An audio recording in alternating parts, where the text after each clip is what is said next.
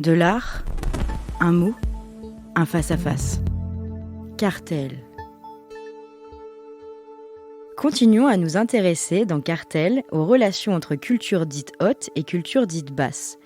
Aujourd'hui, nous parlons soupe, cynisme et consentement, ou quand la publicité fait bien les choses. Je vais revenir sur ce souvenir d'adolescence qui est celui du top 50. Jean-Charles Verne. Et je me souviens qu'à cette époque, donc on est au début des années 80, il y avait 3 auteurs, compositeurs, producteurs britanniques qui s'appelaient Mike Stock, Matt Aitken et Pete Waterman, Stock, Aitken et Waterman, qu'on connaissait sous le nom de SAW, So.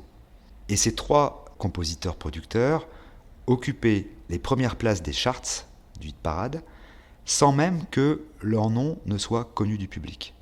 Ils ont vendu plus de 40 millions de disques, ils ont placé plus de 100 titres dans le US Billboard Hot 100, dans le top 40 anglais ou dans le top 50 français. Alors, évidemment, leur nom n'est pas connu, mais par contre, les chanteurs dont ils ont lancé les carrières le sont. Kylie Minogue, Jason Donovan, Bananarama, Dead or Alive, Rick Astley et des dizaines d'autres. Alors, évidemment, des chanteurs qui, pour la plupart, n'ont eu de carrière que le temps d'un ou deux succès, mais des succès phénoménaux. Donc, Stock, Aitken et Waterman, il leur fallait 3 jours pour composer un titre, pour le produire, pour l'enregistrer, avec un chanteur choisi sur catalogue en fonction de critères strictement marketing.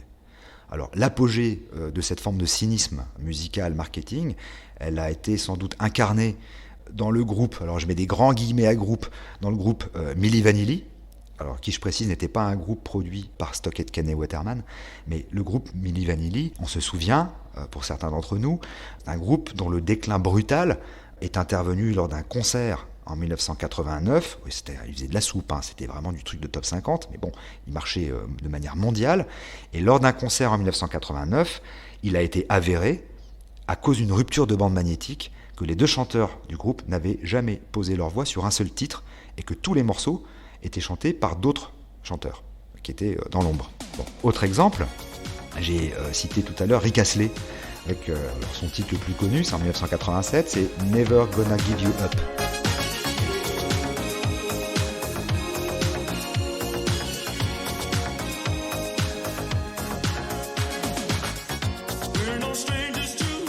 Rick Astley, c'est édifiant.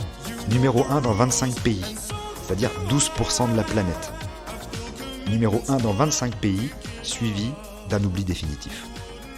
Donc là, c'était produit par Stock, Aitken et Waterman. Donc pour eux, il s'agissait de produire à la chaîne des titres bankable, sans jamais se soucier ni de la qualité, ni de la pérennité de ces choses-là en tant qu'œuvre. Donc là, on est face à une culture de masse génialement conçue, dont la seule finalité consiste à fabriquer du consentement musical immédiat. Donc on est face à des choses qu'on peut qualifier comme étant de la soupe, et pourtant, et c'est là où je veux en venir, et pourtant, ces titres restent ancrés dans une mémoire collective, générationnelle, et on continue à entendre dans les fêtes la reprise de Venus des Shocking Blue par Bananarama. Alors, le Venus des Shocking Blue, c'est en 1969, Bananarama, c'est en 1986. Donc, on continue à danser sur Venus, on continue à danser le sourire en coin sur You Spin Me Round de Dead or Alive, comme sur de vieilles madeleines proustiennes rassis, mais qui sont tellement drôles lorsque la fête bat son plein. Ça veut dire que, oui, il s'agit bien d'une basse culture, mais une basse culture qui participe de la mémoire d'une classe d'âge, pourtant culturellement très hétérogène. Et on peut transposer cet exemple ou les exemples que je viens de donner à n'importe quelle génération postérieure aux années 1960.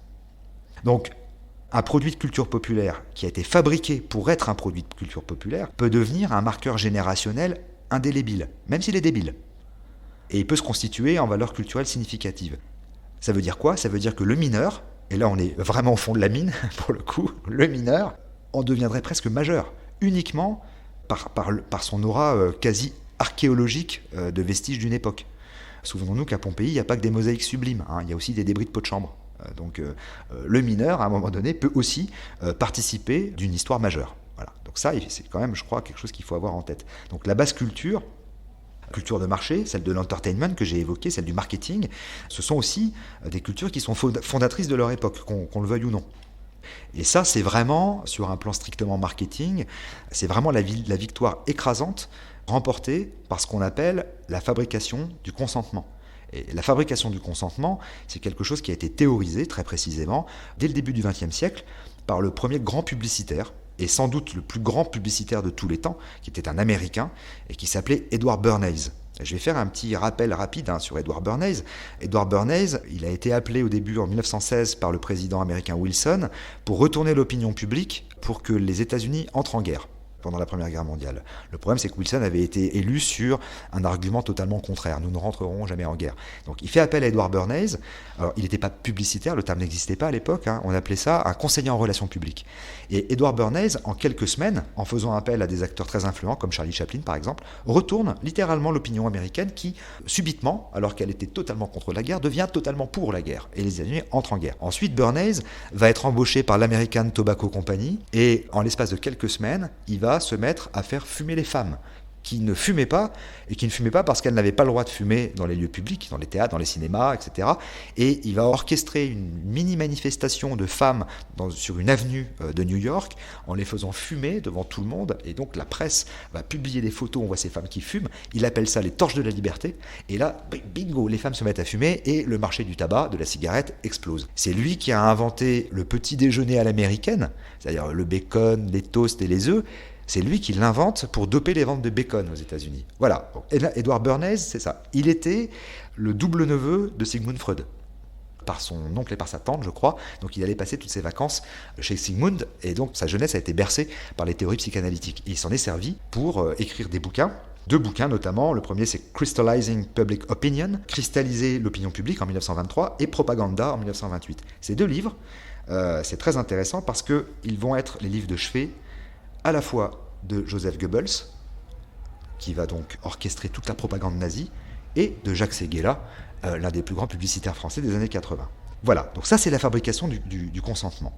Donc, avec cette fabrication du consentement, on fabrique des produits de basse culture, on fabrique une culture de marché qui, au fil du temps, aura infiltré le champ culturel d'une manière si prégnante que les catégories s'en trouvent floutées. Là, après, on a plein de questions qui se succèdent, qui s'en mêlent. Parce que si Johnny Hallyday, par exemple, appartient à la culture populaire, est-ce qu'il est pour autant un interprète mineur alors qu'il est écouté par des gens cultivés ? Ça, c'est une question. Autre question, où se situe Radiohead, qui remplit les stades au même titre que Johnny Hallyday les remplissait ? Est-ce que Radiohead est dans la même catégorie que Johnny Hallyday ? Ou est-ce que Radiohead est dans la catégorie de la culture haute ? Est-ce qu'on les met au même niveau ? Mais alors, dans ce cas, où se situe la musique contemporaine par rapport à Radiohead ? Parce que si la musique contemporaine relève de la culture savante, où est-ce que ça s'arrête et où est-ce que ça commence ? Où s'arrête et où commence la musique pop ? Ou l'inverse ? Alors, restons sur Radiohead. L'exemple du guitariste de Radiohead, Johnny Greenwood, il est très évocateur de cette difficulté à poser des jalons et à catégoriser les choses. Parce que Johnny Greenwood, c'est celui qui donc va apporter au groupe, à Radiohead, sa culture musicale haute, c'est-à-dire que c'est lui qui va notamment utiliser ce qu'on appelle les ondes Martenot. Les ondes Martenot, c'est un des plus anciens instruments de musique électronique qui a été inventé par Maurice Martenot au début des années 20. Et cet instrument, ce sont des ondes sinusoïdales, c'est vraiment de l'électronique. Et ça a d'abord été utilisé par des compositeurs comme Arthur Honegger, Darius Milhaud ou Olivier Messiaen. Donc là, on est vraiment dans la musique contemporaine. Et là, Johnny Greenwood, le guitariste de Radiohead, amène les ondes Martenot, et je crois que ça se passe au moment de l'album Kid A, que j'ai déjà évoqué à plusieurs reprises. Donc, Johnny Greenwood apporte à Radiohead sa culture musicale haute, les ondes Martenot, les manipulations électroniques, les emprunts à des compositeurs précurseurs de la musique assistée par ordinateur. Par exemple, sur le morceau Idiothèque, il va emprunter un sample d'un compositeur qui s'appelle Paul Lansky, qui était un compositeur de musique électronique et théoricien. Il utilise un sample qui date de 1973, issu d'une composition qui s'appelle Mild und leise. Voilà, quasiment personne connaît ça. Mais Johnny Greenwood, lui, il connaît et il prend un sample et il le met sur Idiothèque, sur l'album Kid A en 2000.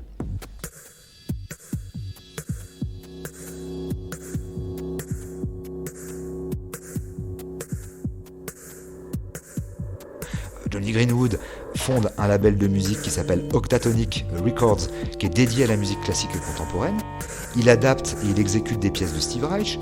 Steve Reich lui-même, je l'ai déjà dit, utilise des mélodies de Radiohead, et notamment Everything in its Right Place et Jigsaw Falling into Place pour une partition de musique contemporaine. Voilà. Et pour une écrasante majorité, les fans de Radiohead qui vont au Stade de France ne connaissent pas ces éléments, qui placent Radiohead, alors quelque part au milieu du gué, entre culture basse et culture haute. Voilà. Donc là, on voit bien que c'est très compliqué de mettre en place des catégories, de parler de hiérarchie ou de déhiérarchisation.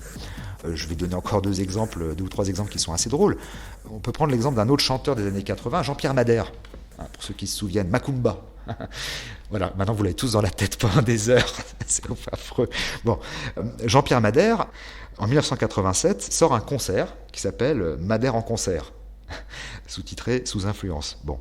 Et sur cet album, il joue évidemment son tube Macumba, et il joue une reprise de Radioactivity du groupe allemand avant-gardiste Kraftwerk. Là, il y a un problème.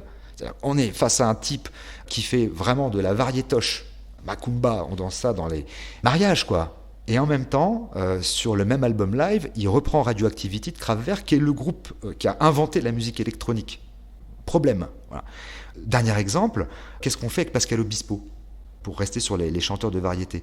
Pascal Obispo, l'histoire est la suivante. Il découvre la musique au lycée en voyant par hasard The Cure répéter près du terrain de basketball où il joue.